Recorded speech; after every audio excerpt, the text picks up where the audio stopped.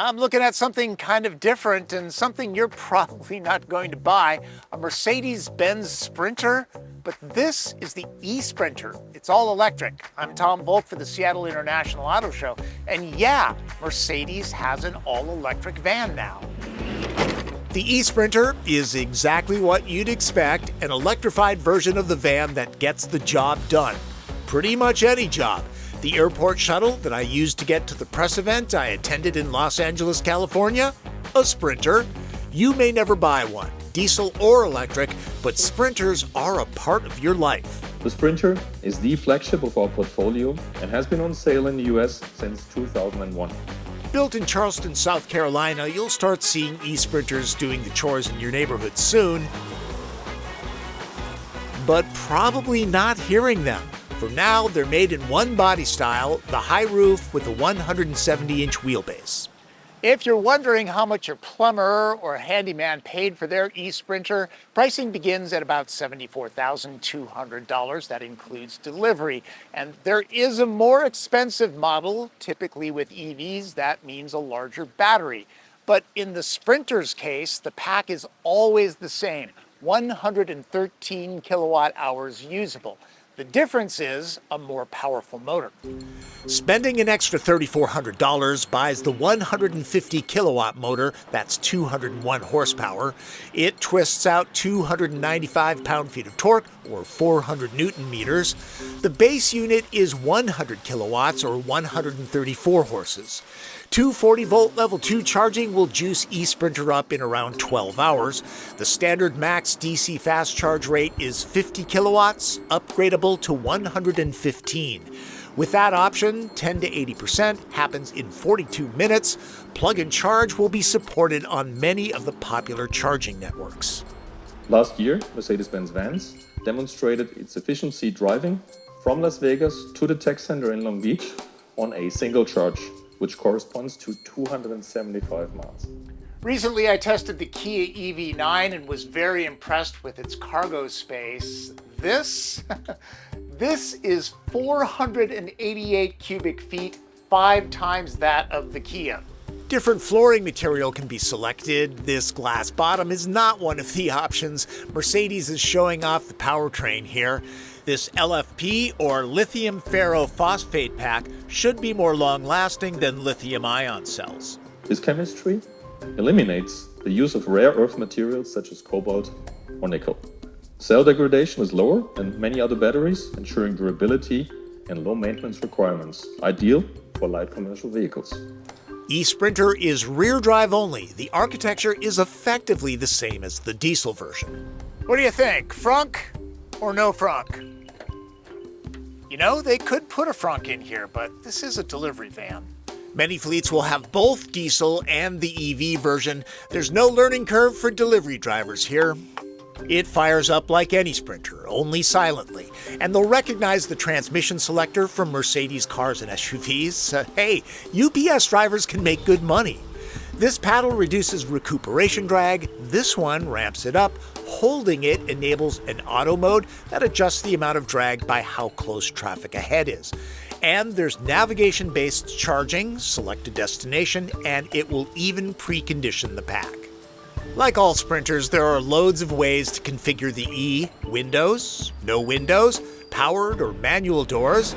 The cab can be enclosed or walk-through. Interior panels can be specified. Shelving can be ordered. There's even LED lighting.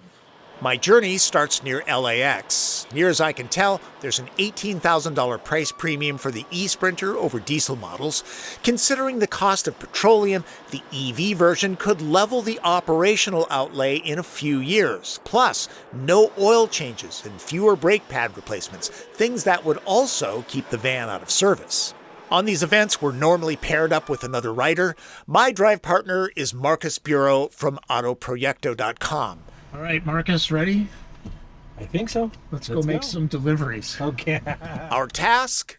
To deliver 450 pounds of rocks to Newport Beach, which is around 50 miles away.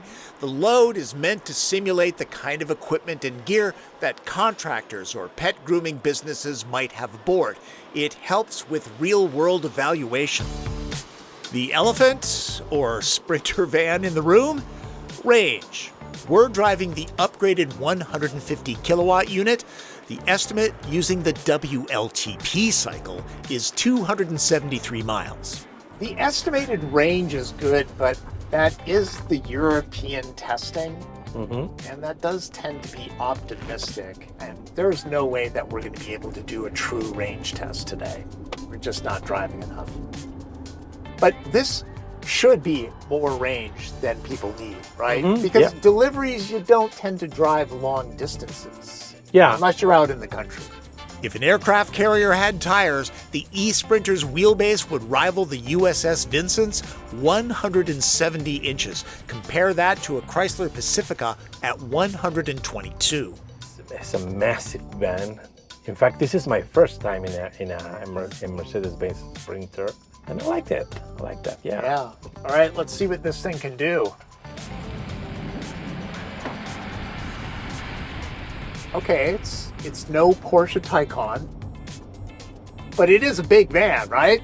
Yeah, a very big van. Not sure what I was expecting, but this is a really quiet vehicle. I would have expected it to be a lot more rumbly and riding like a truck.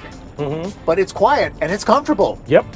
What do you think about the suspension so far? It's quite good. Yeah. If I was a delivery guy, I'd be happy in this truck. With options like the voice-activated MBUX system, alloy wheels, luxury package, and faux leather seating, I estimate this truck retails for around 78 grand. Fleet operators trying to pinch pennies might not be so generous to their drivers. Seats are comfortable, aren't they? Yeah, absolutely. They're very comfortable. Yeah. Nice support, nice lateral support. Mercedes hardly has this market to itself. Amazon is already running a fleet of Rivian vans, and I saw a number of these GM Bright Drop Zevo 600s on our way to Newport Beach. So on top of being able to adjust the regeneration drag, there's an auto, and it uses the radar.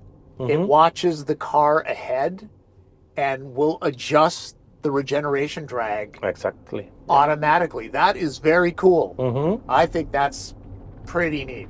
The side mirrors are a bit small, and I'd like the optional digital rear view mirror, but this big boy is surprisingly easy to drive, and I prefer smaller vehicles. Even the largest drivers and passengers won't have any space issues.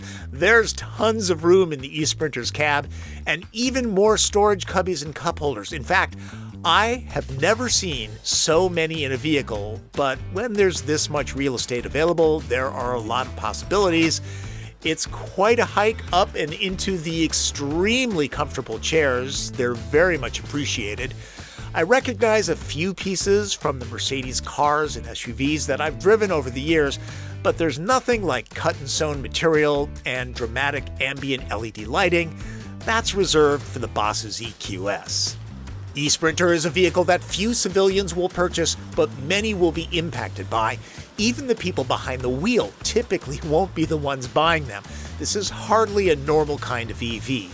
The quiet, comfortable, and refined eSprinter is an extra level of Mercedes goodness over the diesel version. If you're thinking about starting your own eco-friendly package delivery service, check with your local Sprinter retailer. For the Seattle International Auto Show, I'm Tom Volk.